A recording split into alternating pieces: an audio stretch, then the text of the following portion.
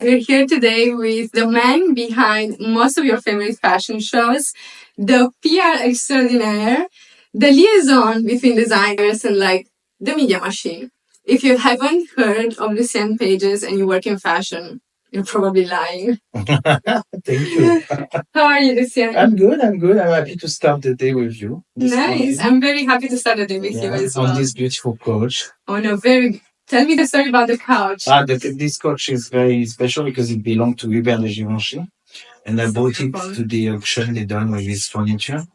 So we are in a very chic environment. Of course we are. What else were they selling at the auction? Like just but they were selling much more expensive stuff like Giacometti. I just bought a coach. Nice, perfect. I wanted to ask you, like every time I see you, I feel like you're very consistent in what you're wearing. Like what are you mean I'm always the same? Like you kind of have a uniform, like many people who work in fashion. You have like your own style. What are the brands that you normally go for? Oh, this is Uniqlo t-shirt and sweaters in wool because cashmere is too hot for me, too warm. This is YSL Saint Laurent jeans. And they are very well cut, even when you go into higher size, which is great because people think that Saint Laurent is only skinny, but they are really good jeans in a big size. And white Nike. Why it's on uniform? I think it's the same like everyone. But first, men's we are used to become an uniform a bit. Second, I have no patience to dress, so I like that everything is ready. These jeans I have 4 of them. These I probably have 20 of them. These are 4 of them. So.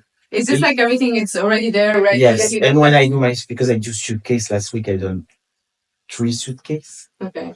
Not big but it's just that so easy for me. I go into les tiroirs, the t-shirt, 5 t-shirt, and then it's a rotation. So it's just it's not a question of style. It's really a question of being efficient and practical. Okay. After I had a suit for more, I have a tuxedo for even more formal. I have my I don't only wear sneakers. I also have like beautiful John Lobb shoes. When there is when I want to be a little bit formal, and striped shirt when I need to be more formal from Charvet. But if you look my wardrobe, all the shirts look the same. I have the same with black, like just because it's the efficiency part, but also at the same time, like I don't want to overthink. And just I know everything will fit with anything. Yeah, totally. So it's just easy like that. That's why I admire people who love fashion and change and bring a 3 suitcase, because it's a job, like really. It's a full-time job. I agree. And fully agree. And I love the people who have this passion for fashion. Yeah. It's not me, but it's a part of me that I like to see in the other. You started as a designer at Yves Saint Laurent. Yeah, I studied design at fashion school. Then I was intern at Saint Laurent. Yeah. And you said something that stuck with me. Something like when you realize that you're not going to be the next Yves Saint Laurent, you kind of like your ambition kind of like pushed you to pivot towards something else. And that happened to be PR at the time. Yes, PR came a bit later because I tried to find my way in fashion. What I knew is that I wanted to work in fashion, but I wanted to succeed. I wanted to have a beautiful life. I don't know if my life is so beautiful, by the way, but we can consider it's a kind of successful. But you wanted that success. Yeah, I wanted to achieve something. Yeah, success is a kind of like a pretentious word. But achieving something, realizing yourself into a job, of course, it's coming with a bit of success, and the recognition from the other. So I want a part of me wanted that, but I wanted to realize that in fashion because I came in Paris to make it in fashion. Really, that's my thing. Yeah. And so when I realized that I would be a very bad designer, I'd say mediocre, and which is very shocking for people because they never hear people telling that they can be not good. Like me, I'm very like relaxed with that idea because I don't think we can be good in every field. And and voila. So it's was not a hard decision. It was just going with the flow with a bit of a vision about what I want, where I wanted to land. I didn't plan to be PR, first of all. I was not considering myself as a social person, even though probably I was. I was thinking I was shy, which maybe I'm not. Like, interesting how we perceive ourselves. So I will never think, oh, you can be a good PR in fashion, because for me it was like at the opposite of what I was thinking I was. Yeah. So when people like, it's funny when you see comments on social media and people tell me, I cannot be PR in fashion, I'm too shy. And for me, it's not true. Like you can be shy and be PR in fashion. You just do it in your own way. Yeah. You are maybe if you are shy, you are very professional, very organized, you deliver. You know what I mean? Yeah. If you are social, maybe you can have a bit less of precision. Yeah, I completely agree. But also, I have the same. Like, I feel quite maybe shy. It's extreme to say, but not very social, or like I need my stage. Yeah, exactly. And I've always wanted to work in fashion. Like you, I also like came from like a small village, and just like I moved to Berlin because it was just like it felt the place to be, where everything could happen. In fashion, it's like just Berlin is a capital of freedom. Exactly. Yeah. I thought, oh my God, how am I going to do that if I'm not social, if I'm not going out there, meeting new people, having to like always create this network, that you hear a lot talking about. But somehow I feel like when you're true to yourself and like you respect your limits as well, as you said, then it's where magic happens, because you're at the very most version of yourself, and you're natural. And I think that's more important than like being extremely social. Yeah, and you cannot force yourself. I think if you are not social person, if you force yourself, people will feel it. It won't look natural. It won't work. Yeah, it's better if you are discreet to do things, to connect on your own way, maybe more intimate. Maybe it's what I said about like the professionalism, like being someone that people trust is really important in our industry. If you have like a partner that is, I mean, a colleague or whatever, someone you work with, but you can trust that he always deliver, you connect to this person. You don't need this person is doing blah blah. Yeah. It's so funny also as well. People think that you meet people in parties, and I've heard this. It's so strange because it's the worst moment to meet people. They're drunk, you're drunk. No one will remember the day after anyways. So like, I don't think it's really funny. Dinner, yes. Mm-hmm. Intimate dinner. So that's where I wanted to ask you, where do you think then it's like the best moment to actually like meet people and start to like develop a network? Myself, I love to meet people professionally. Mm-hmm. I think when you meet people for a reason, because they want to work with you, or they have a project, or I love that because it's just clear. Yeah. There is no we don't pretend we are friends. Maybe we become really good friends after. But I like when the situation is clear and I don't have to pretend to be friends with people. It's just like I give you this, you give me that, but in a nice way. It's not like that I'm only interested by exchange. I just think that I like clear situation, and when you work with someone, I think it's quite clear. Mm-hmm. This person wants something from you, you are able to deliver, or you like you discuss, and then in the process, in talking, in exchanging, you realize that you have so much in common, and or not. Mm-hmm. It's not happening well with everyone. So for me, the best is the work. I like to meet people at work. I met a lot of people when I was doing internship. If you're an intern, is what I always say. If you're an intern and you are like interesting, aware, you have culture, or you have an amazing look, you will be noticed in fashion.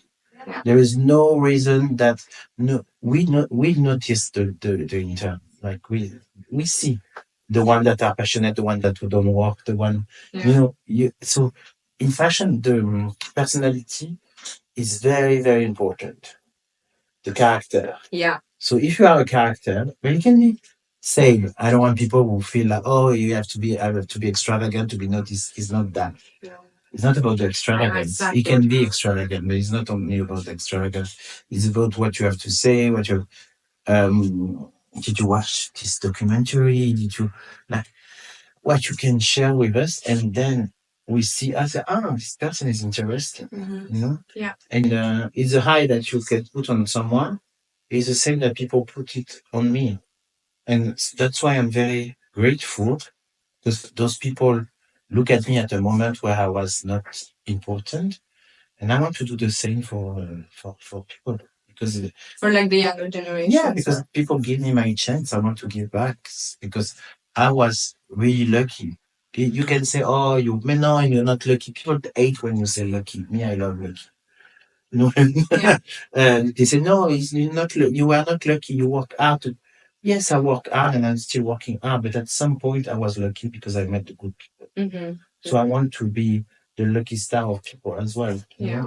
I think working hard it's the base and always like pushing yourself for like being in situations and like things happen when you're also lucky. Like I mean it's and you create your luckiness. I don't know why we can say that. Yeah. It's a way of for me lucky.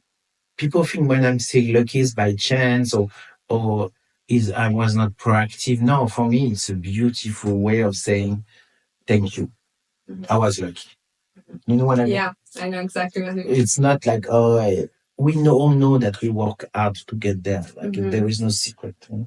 But but the lucky is a plus element. Going more in the direction of like what a PR does. Okay. Let's say at this moment in time, especially there are some brands who are commercially very strong, but culturally flat, I would say, or the other way around. How can PR bridge this gap and like find this balance for a designer? For me, someone that is commercially good is mean that is not to, it cannot be flat because it touch people and they spend money to buy it. So so the quality might be good with the price, you know what I mean? The image might be good.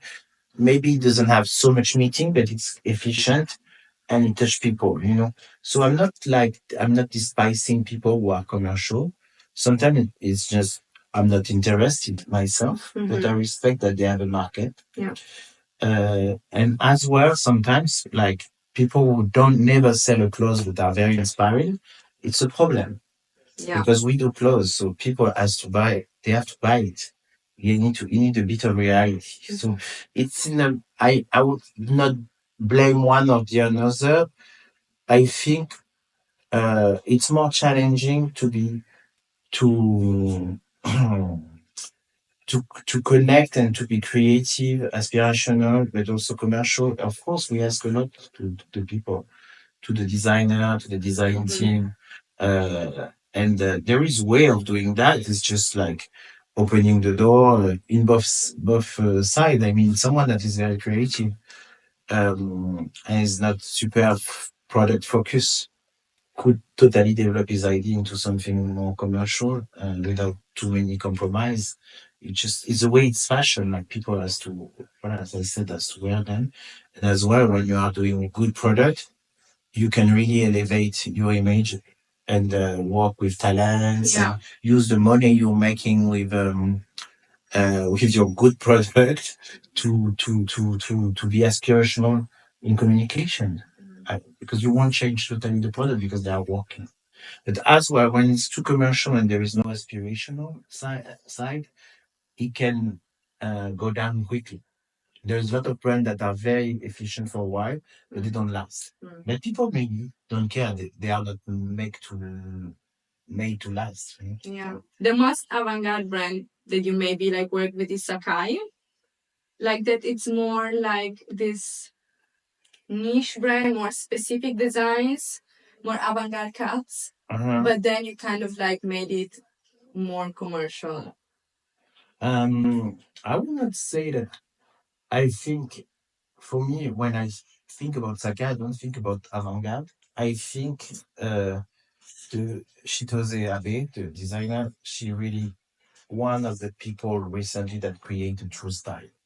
For me, she's at the level of someone that because now there is a lot of mood board, a lot of inspiration from the past, and it's fine. It's a moment like that is the same in cinema for me in music. Yeah. Sampling, mood board, because a lot of things happen in the last decades and that are very inspiring, and why not walking around that? But for me, Shitose, she one of the kind true designer that create a style. When you see a piece of Sakai, it's Sakai. And it's not happening. Right. It's not happening to many brands. At the moment. So yes. So for me, of course, she was avant-garde, but now I think she's more above that. She became how you say a reference. She became the reference. Voilà. So.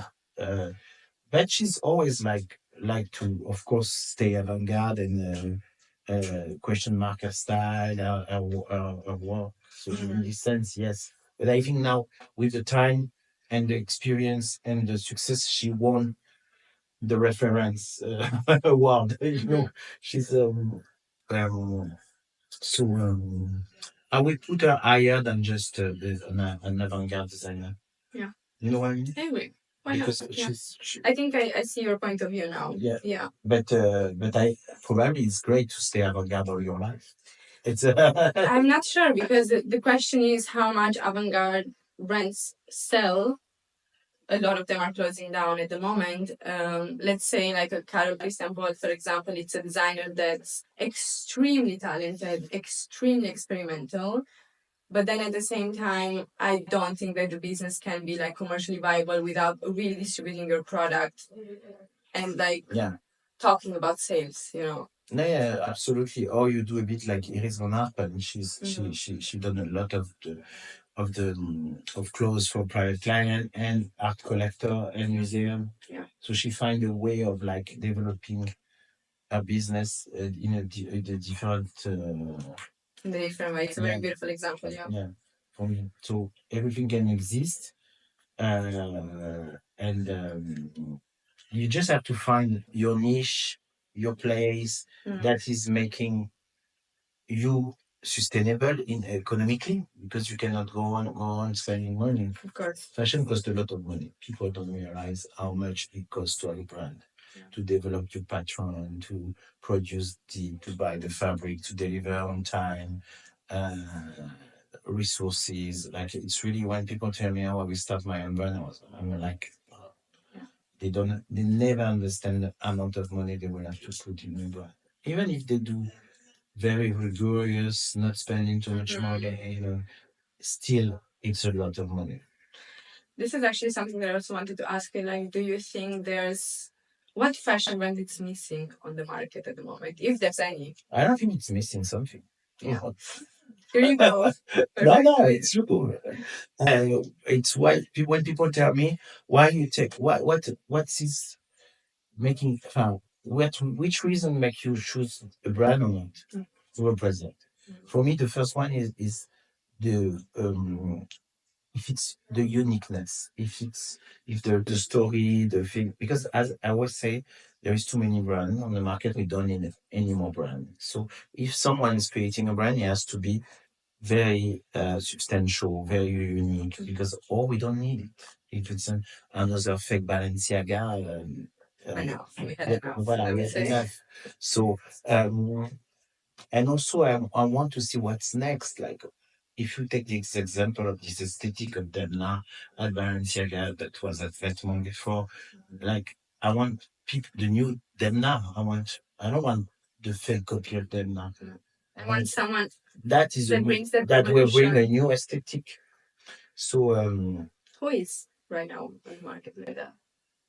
I think Duran is very strong. I knew it. I knew you would have said that. No, because he amazed me with his creation. He's different. He's just like what he does is completely different than what it is. What it is out there. And it's very strong proposal on shape, everything, like the aesthetic, even his advertising campaign, or everything is very particular.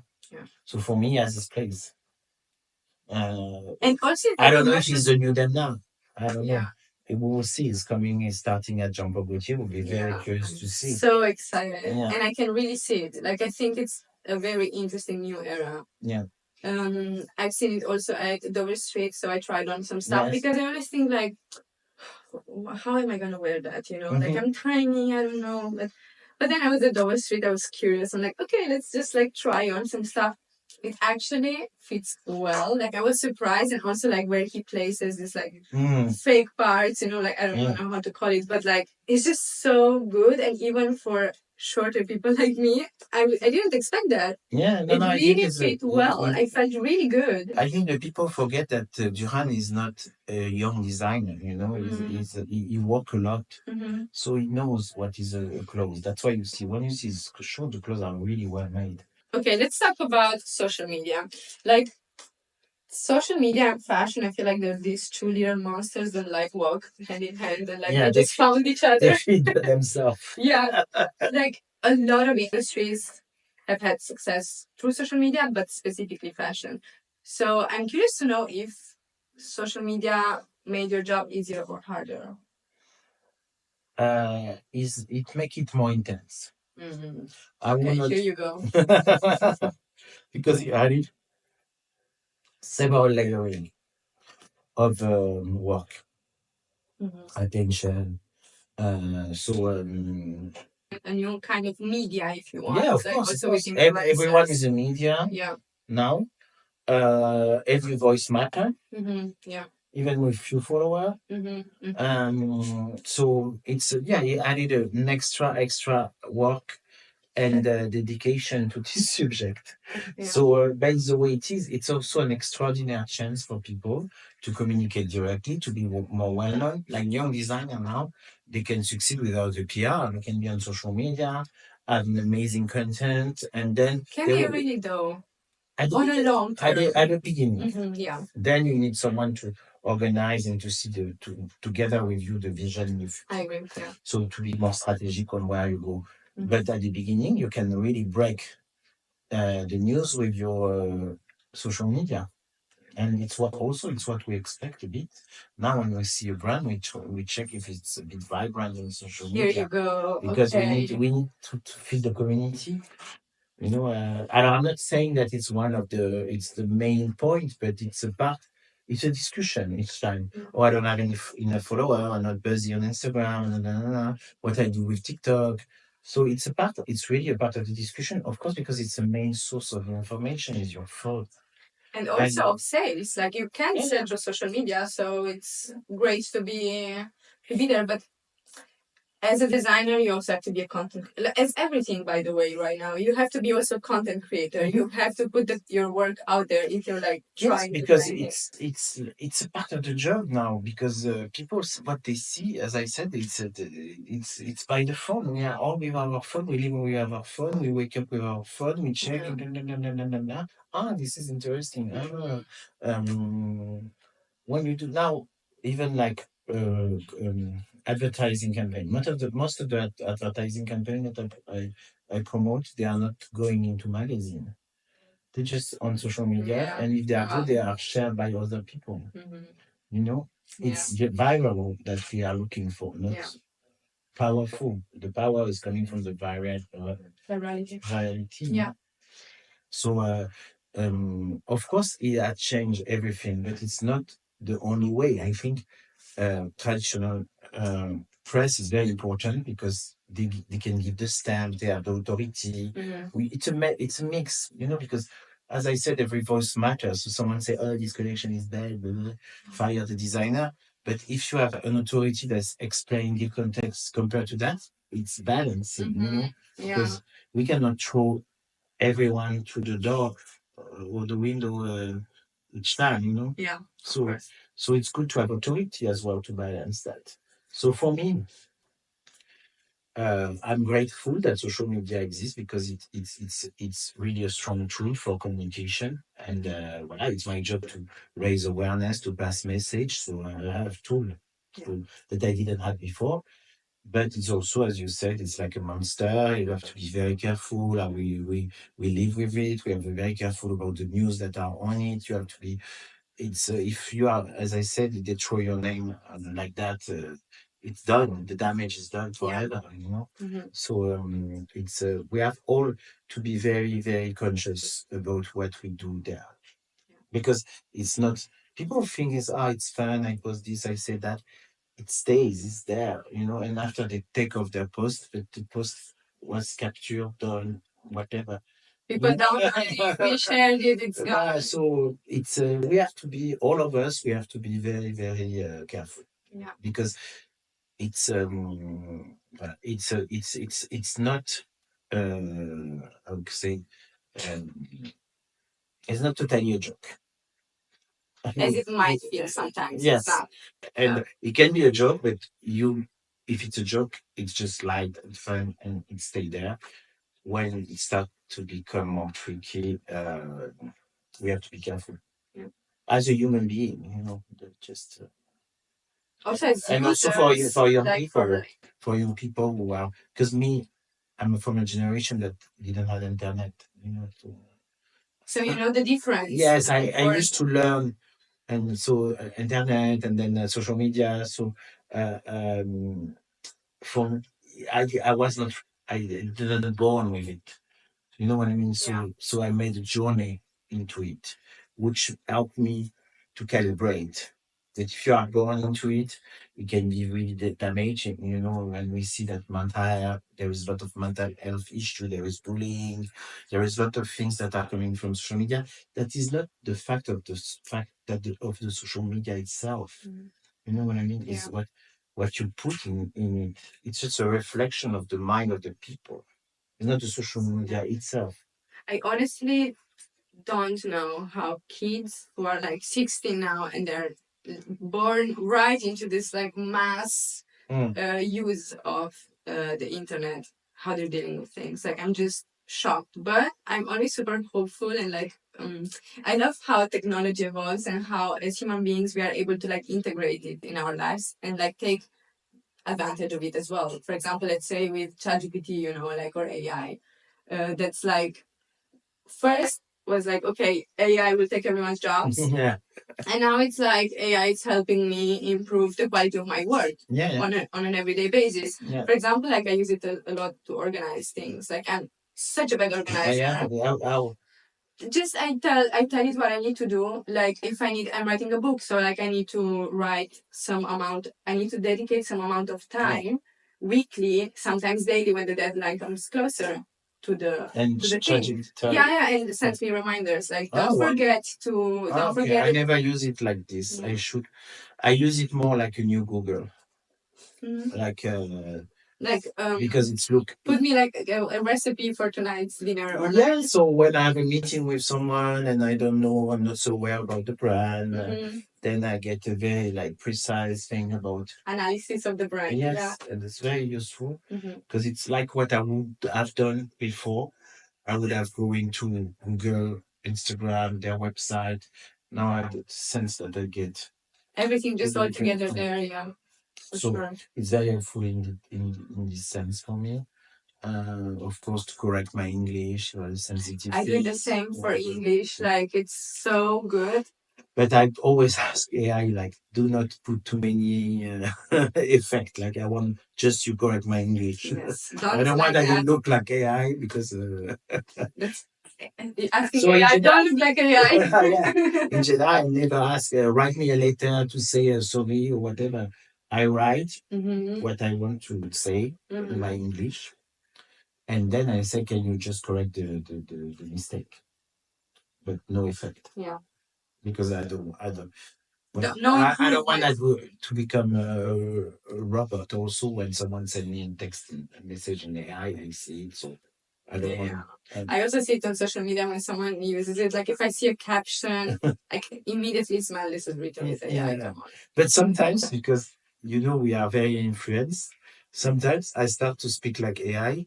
When more you do it, the more you like it. Yeah, you get how it thinks, and now you have to ask AI. Well, can make you write and make a mistake? talking about like fashion week and like the whole topic, there are so many myths when it comes to like fashion shows, like who gets invited, why they get invited, front row politics, you know, like the most asked, by the way, question in my DMs is like how to get invited to a fashion show. Yeah. I'm like, what is the most viewed video on my TikTok is sitting. Yeah. Always. It's crazy. Sitting is always like 500,000. Yeah. Always. Yeah. And not answering for that. How I can get invited? Where is an tour? Where is an tour? So, but is there like a real answer to the question? Because I don't know what to answer people, to be honest. Like, what's no, but to be invited, I done a beautiful TikTok about that. How to be invited to a fashion show. And it's not a secret recipe to be invited. It's just why you would be invited, because you are from a category. You are press, you are assistant. In press, you have different categories. You can be an assistant of a stylist and you're invited to a show. You know, because the stylist can go, you go for her. Yeah. You know what I mean? It's by category.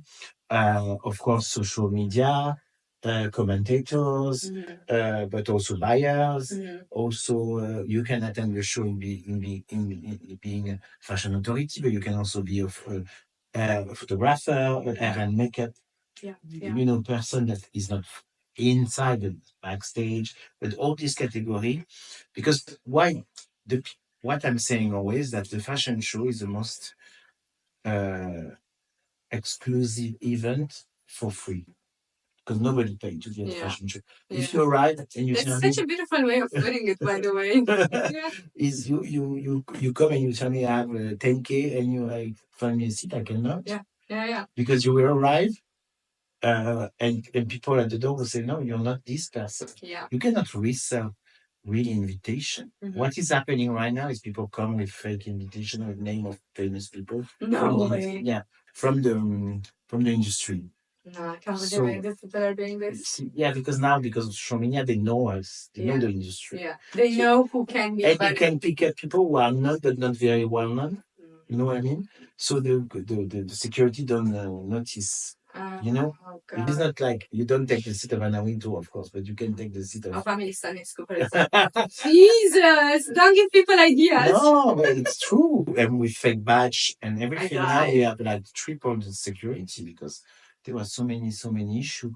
Not dangerous, it's more people who want to attend. I remember like a young guy sitting next to Anna Wintour with no reason. And it's really like, and you don't know.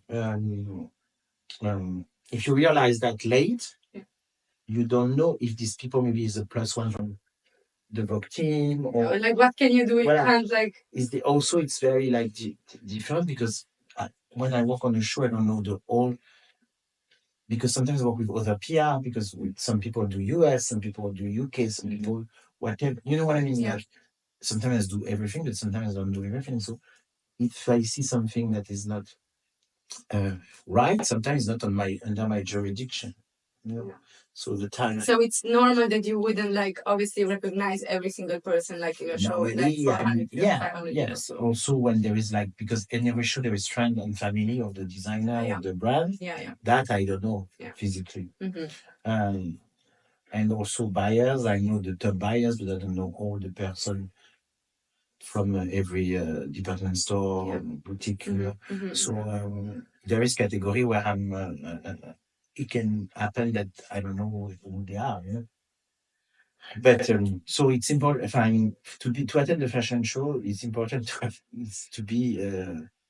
So you cannot buy these tickets. So you have to be one of the entity that has a seat at the fashion show. So you have to work to get there. To get invited. Me, I remember the first time when I arrived in Paris, I dreamed to go to fashion show. And so I done an internship at Journal du Dimanche. That was a newspaper long time ago. And so I went with the fashion editor to the show as an assistant. But my main purpose was to go to fashion show. Do you remember the show? Yeah. I went to many shows. I went to La Croix, I went to Haute Couture a lot, Saint Laurent. And once I've been to a show at our place. And the PR told me, "You're not this person." And I said, "No, it's just I remember." But like, did you get in? Yeah. Yeah. I had a letter. She gave me a letter. Like a note letter, like written, like he can give. Interesting. I think I still have the letter somewhere. I should find her. She was amazing. She was Simone Baron. She was an old lady. She was still working. She was 83. No way. Yeah, and she founded French Herb with Hélène Lazarev. And she was a very important person. Like when people like Monsieur Saint Laurent, Monsieur Pagès, or Christian Lacroix, they were really like welcoming with her. She was she was and very kind and very funny. Like so I had a great time going to the show with her. Yeah. Was she someone who like pushed, like inspired, like one of the people that inspired you to like become? Yeah, she inspired me because like working at that age, I was like, wow, you must like fashion a lot. Seriously, yeah.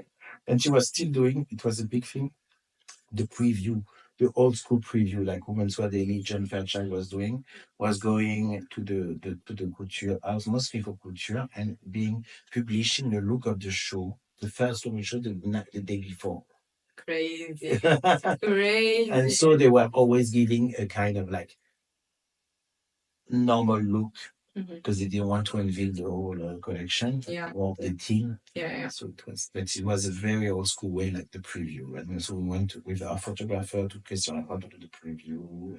Oh my god. Sounds like the best times, Lucian. Yeah, it was not long time ago, I have to be on. It was 30 years ago, which can look like a lifetime. But for me, it's not far away, because it's my life, so I can touch it almost, that moment.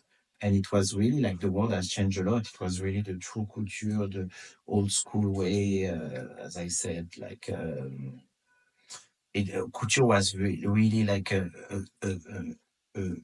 world. It's still, but it's so open with social media, and we see much more what is happening inside. More behind the scenes, for sure.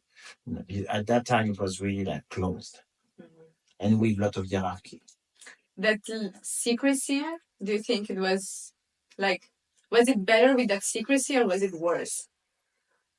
Because now it definitely. I mean, the secret is more exciting always, no? When you're mysterious. And you are part of something. Like when you're part of the secret, it's even more like. Yeah, now we allowed to unveil all the secret. Yeah. But no, I wouldn't say, because really what is important for me is to love my time. I don't want to always think that it was better before. Yeah. Because I think I will get very old. But it's true that it was a beautiful time, and I knew at that time that it won't last. I knew I was attending to something that won't last, and so I was very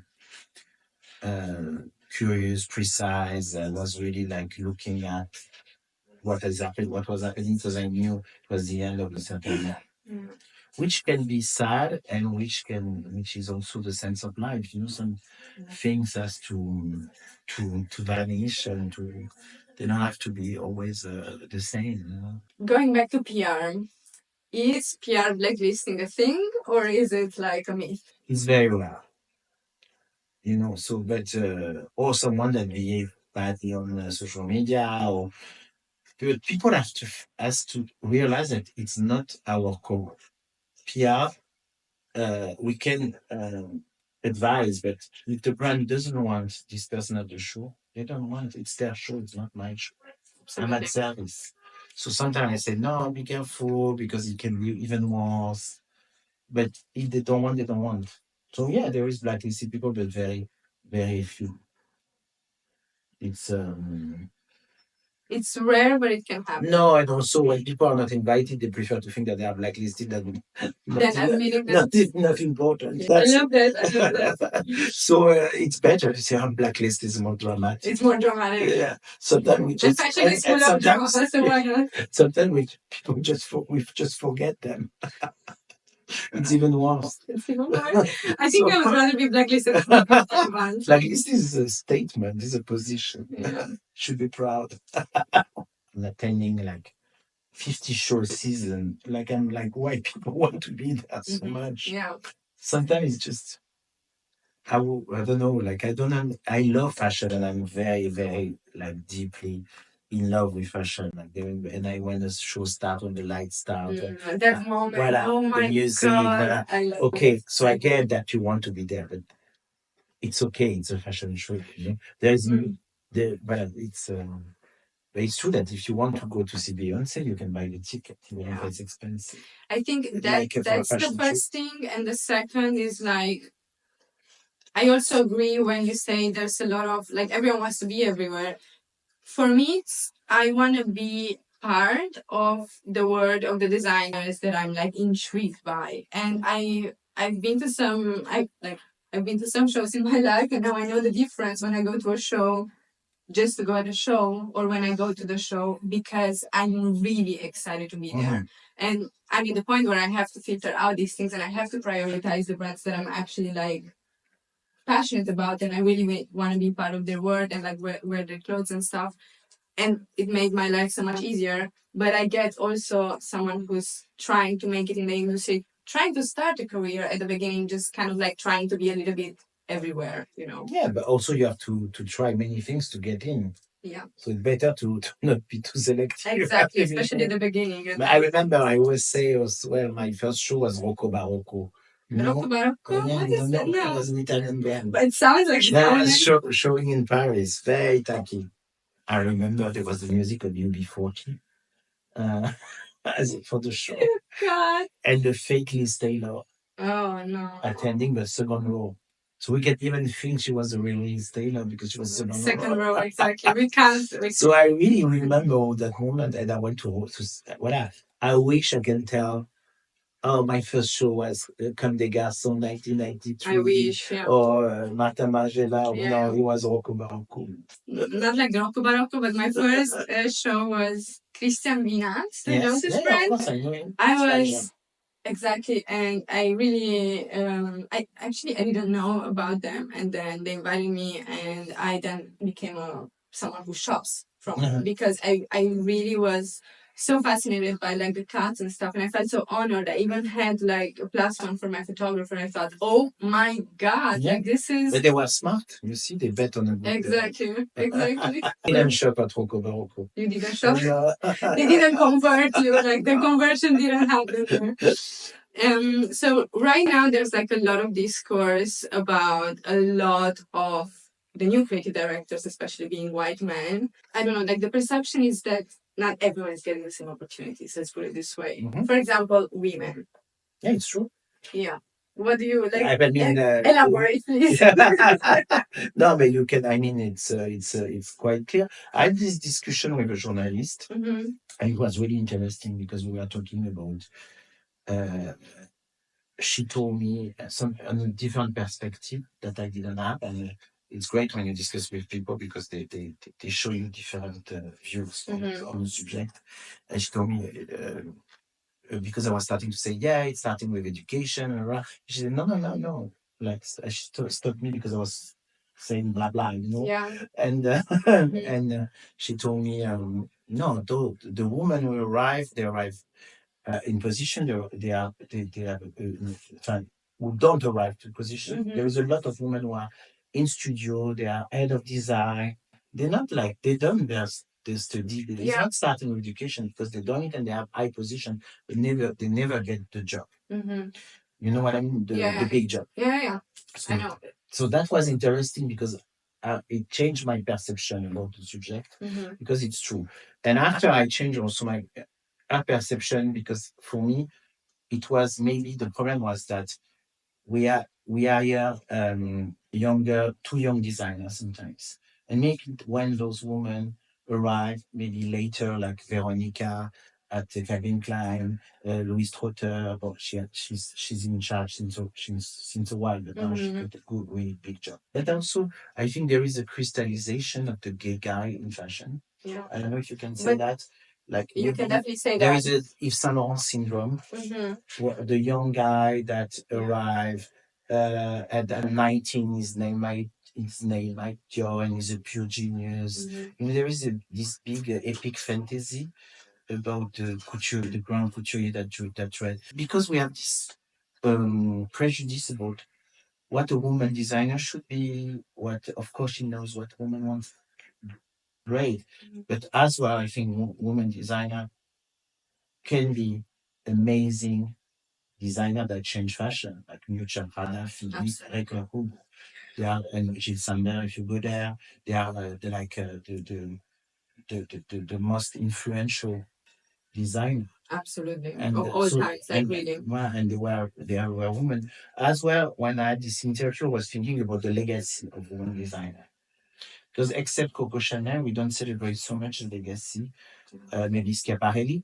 Yes, for sure. Coco and Schiaparelli. But Madame Gray a bit when someone do a drapé. Yeah. What's interesting is that every year there are like a lot of fashion students graduated with like 70-80% are like always women, you know. And then if you look at the percentage of like who's hired as a creative director, like if you start from the bottom, like someone who's graduating to like the top, it's like 70-80% men. Yeah. So it's. But when you say white men, you raise different subjects. There is. I know. It's a pity that fashion is not showing the way of I mean, for me, fashion is good when it's trend-setting the culture. You can say that? Absolutely. You know what I mean? Absolutely. And I completely agree with you. Well, so for me, we are trendsetter at the biggest level. We have to show what is what are the changes, and we have to be in that sense a bit avant-garde. And I don't think right now we are very avant-garde. I think there was a moment like post-COVID maybe where it kind of like felt like things were changing, but I believe it to be a marketing strategy because it didn't change and now we're like kind of like back at like no one gives maybe people felt obliged, so it was not it wasn't happening organically. Yeah, or it's always a whole debate about how you change mentality. Do you go with force? Do you go, you know what I mean? Yeah. Sometimes you have to go with force to change drastically your mentality. It's true that it's like body positivity. I mean, I don't like to mix all the topic because I think they Like all. it just becomes like a. Yeah, it's like a of like all the topics for me. They all need their work on it. I mean, um, uh, like racism or color of the skin or lack of the diversity, body positivity, feminism. For me, they are very serious topic and they can always mix together. You know what I mean? Yeah. Together, and we have to work on it in a separate way. But body positivity, if we come to that, it's funny because at the time of we were like celebrating the body positivity, and now it's Ozempic, and everybody go back to be super skinny. Yeah, and it's kind of ironic. Yeah. No, I have one last question for you. If let's say like someone graduating now, right, like a fashion student would want to like start your job today, what would you recommend? Like what would be your advice? Alors, fashion student that wants to start a job, but in every field or No, in your like in my yeah, field. yeah. Sorry. Don't. No, I'm No, no, no, no. No, I think there is honestly there is a lot of opportunity in PR because we everyone that I work in PR look for good stuff. So and communication is getting stronger and stronger. So we really need good people. So it's I would say it's a good way. If you like PR, it's a good opportunity. There is a lot of opportunity. And so don't be scared. Just it's true that it's so complex because it has to start with internship. I see because a lot of people are asking for internship or alternance. You know alternance? Yeah. What it is? Yeah. And that is a bit more complex for us because the person has to go uh, or once a week to the school or once a week by month to the school or and it's for a company like us it's kind of complex. And internship we are allowed by the law by only 5 or 6 people. I don't know if you know that, but there is quota. Okay. It's based on the amount of your staff, the number of staff, and then you are allowed to have 5 or 6, or if you have a huge company, you can have 10. Like it's the number of the interns that you can have is like it's proportional. Okay. Because I think it's coming from an abuse that was people were taking interns to do the job. which which in our job is not working for me, for example. If I put on the intern, I lose all my clients. You know? But I understand. But the fact is that we cannot take so many interns, and I'm super sad about it because I wanted to offer the chance to more people to start their job, because an internship in a resume is matter in fashion. If you've done your internship at Lucien Pagès or at Chanel or whatever, you can go to another internship or a job. You know, if you stay 6 months, you have a good recommendation later. I mean, it's matter. It's really considered as a first. I think this is actually the best advice that you can give, because this is a mistake that I've made when I started my career. I did an internship in for a maternity brand. Irrelevant, but it just helped me so much. I learned so much. I did like social media communication, because you were in a smaller structure, so you had much more power and possibility. And power and freedom of really learning by doing, like really learning different parts of how a brand works, and then understanding where I want to go. Because I just wanted to be in fashion, so I didn't really know, do I want to go more in the direction of this or that. But obviously it wasn't like an internship at Lucien Pagès, so like it doesn't, you had the feeling it was not valuable in the resume. I think it was valuable for me because I learned so much, but it was not valuable on my resume as any other but what you learned was super consistent, so exactly. I mean, you cannot regret that. No, but I do think it's a great advice for someone who's like looking for like starting a career. Think of both. Think of obviously like the name, but also like places where you really want to be and where you really want to like learn the job. Really, but it's I think that what is important is the determination, and what I said before. If you are a good intern, you will be noticed. And we have to start somewhere. I started somewhere. You started somewhere. Thank you, Lucian. It was a pleasure. Oh my God, how long was this? Was it long?